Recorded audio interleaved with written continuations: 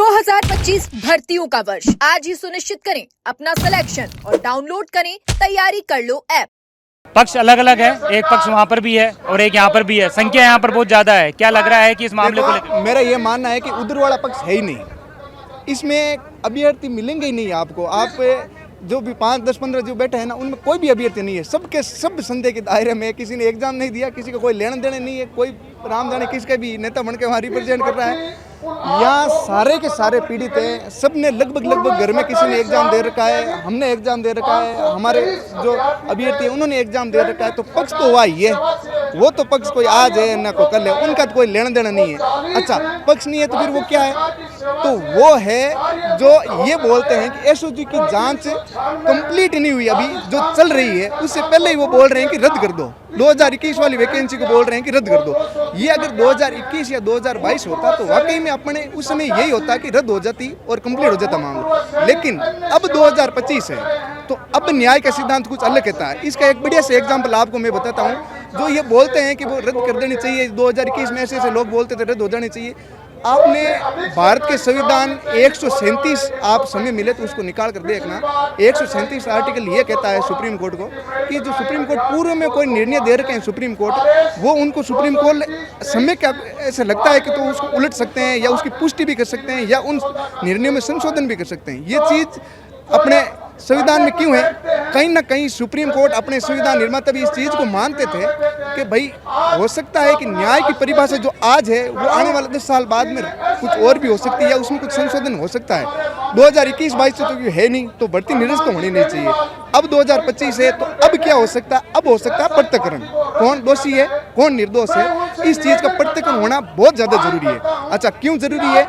क्योंकि आर्टिकल भारत का संविधान का आर्टिकल 21 अपने को प्राण एक देव स्वतंत्रता का अधिकार देता है। मेरी सामाजिक प्रतिष्ठा है, मैं अपना जीवन गरिमापूर्ण जी सकता हूँ, ये अधिकार मेरे को आर्टिकल 21 दे रहा है। अब ये भर्ती रद्द हो जाए जिसमें मेरे को ये भी नहीं कहा गया कि तू निर्दोष है या तुम्हारा कोई लेना देना नहीं है या तुम्हारा अभ्यर्थी निर्दोष है या नहीं है, आपको सीधा निरस्त करके फिर तो एक तरफ यही हो गया ना कि आपने ये मान लिया है कि सारे के सारे दोषी है, जो कि नहीं है। तो हम तो यही चाहते हैं कि हमारे सोशल वैल्यू और गरिमापूर्ण जीवन जीने के लिए हम ये मानते हैं कि अब पृथक्करण होना चाहिए और हमें निर्दोष, अच्छा दोषी साबित नहीं कर पाए दोषियों को, तो कम से कम सरकार को हमें निर्दोष साबित करना चाहिए। हमें निर्दोष साबित करके सरकार वाकई में लिखित के दे दे कि चलो तुम निर्दोष हो, हम तुरंत इस्तीफा दे देंगे। और निर्दोष साबित होने के लिए हम नार्को टेस्ट, पॉलीग्राफ टेस्ट, जितने भी कठिन टेस्ट हैं वो सारे देने के लिए तैयार हैं। मैं अभी लिखकर बॉन्ड साइन कर दूंगा। और हम इस भर्ती में कहीं भी फॉल्ट पाए जाते हैं, कहीं भी, या हम आ रहे हैं आरोपों के आ रहे हैं, कहीं भी फॉल्ट पा रहे हैं ना, तो मेरी जितनी कितनी भी पापा से प्राप्त हुई संपत्ति, मेरे खुद के द्वारा एक्यूपाइड संपत्ति, जो भी संपत्ति है, मैं सारी की सारी गवर्नमेंट को संपत्ति देने के लिए तैयार हूँ। वो अपनी जो बात है वो यहाँ पर रख रहे हैं, आप अपनी जो बात है पूरी तरीके से रख रहे हो कि मैं नार्को टैक्स भी कराने के लिए तैयार हूँ और पूरी तरीके से जो निर्दोष है उनके साथ में कार्रवाई नहीं होनी चाहिए। लेकिन जो लोग वहाँ पर बैठे उनके बारे में क्या कहना चाहेंगे? क्या वो पूरी तरीके से अपनी बात नहीं रख पा रहे? आप तो खुद भी अगर बात करें तो कुछ सांसद अनुमान बेनीवाल भी उनके साथ में जुट। मेरे को ये समझ में नहीं आ रहा वाकई में कि ये कोई कंपनी है जो किसी न किसी को बचाने की कोशिश कर रही है।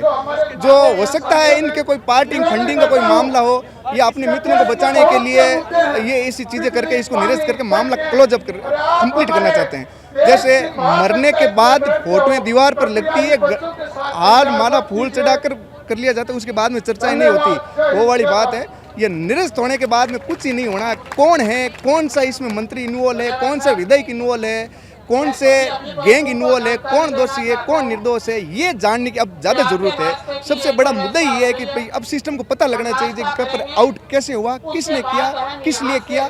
और एक साधारण आदमी के बस की बात नहीं, पेपर आउट होना बहुत बड़ी साजिश है। इस साजिश का पर्दाफाश होना चाहिए जो कि पश्चिमी बंगाल की शिक्षक भर्ती में हुआ है।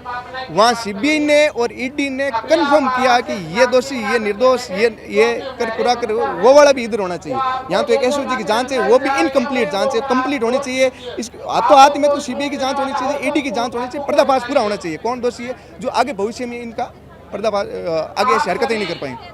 25 तारीख को एक विशाल जो रैली है वो भी निकालने की बात है यहाँ पर कही है। प्रदेश भर से युवा वहाँ पर जुटते हुए नजर आएंगे और यहाँ पर भी एक बड़ी तरह से जो हुजूम देखने को मिला है, क्या लग रहा है आपसी टकराव भी होना? 25 तारीख वाली जो रैली हो रही है वो पूरी की पूरी प्री प्लानिंग के तहत हो रही है। उसको भयंकर तरीके से कर रहा है प्लानिंग आप? अब देखो, ये कोई कंपनी कर रही है जो माफियाओं को बचाने का काम कर रही है।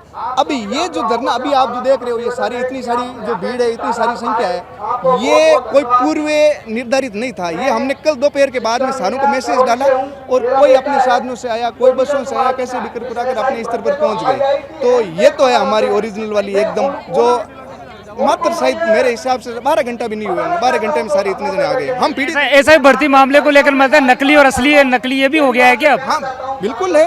आप तमाम उन छोरों को निकाल के देख लो, आप किसने एग्जाम दिया, किसने नहीं दिया। एक वो बोल रहा है कि मैं अपनी मार्कशीट सीएम साहब को दिखाऊंगा। सीएम साहब तो पता नहीं, लेना पड़ेगा टाइम तो वो मार्कशीट दिखाए तो। अब जो ये बोलने वाला है उसका नंबर है, एक मार्कशीट वायरल हो रही है, उसका नंबर है 00।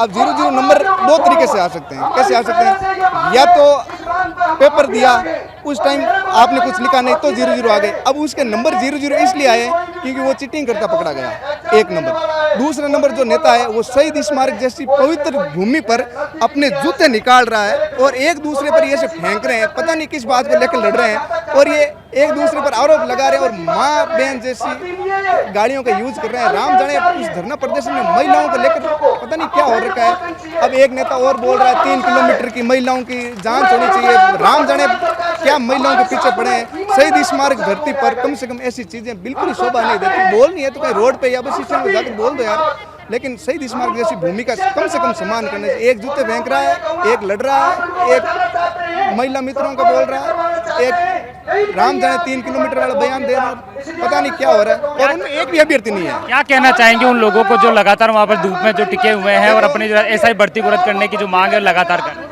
मैं तो उस कंपनी को यही कहना चाहूँगा कि भाई अगर वाकई में न्याय चाहते हो तब तो जांच चलने दो, जांच कंप्लीट होने दो। कंप्लीट होने के बाद में फिर निर्णय करो। आपको कैसे पता 400 फर्जी है, कैसे पता 300 फर्जी है, 200 फर्जी है? कौन है आप? अभी तक सरकार पूरी की पूरी समर्थ है ये सारी चीज़ें करने में। सारी जांच एजेंसी अपने पास सक्षम है। उन्होंने कहा है क्या कि भाई हमारे बस की बात नहीं है जांच करना, हमारे पास खूब योग्य ऑफिसर है और होनी चाहिए। मैं तो जांच होकर सारी चीज़ें एक दूसरे से क्लियर होनी चाहिए और हमें पूरा का पूरा सीएम साहब पर विश्वास है कि 100% ये भर्ती कोई आज कैंसिल हो ना कल कैंसिल हो, क्योंकि न्याय सब जानते हैं किस तरफ है।